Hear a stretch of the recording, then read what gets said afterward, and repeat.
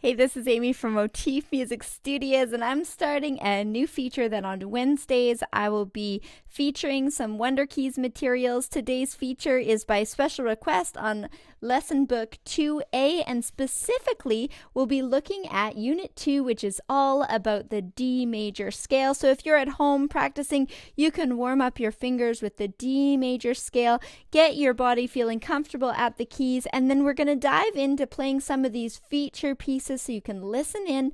And then I'll also play the rhythm work piece, which is actually in C major, and you can clap or tap along.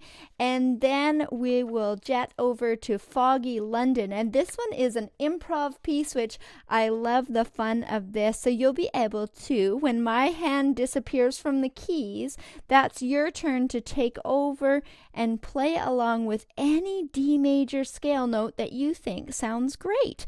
So you can use these rhythms along with those special notes that you pick, or you can make up some sounds of your own.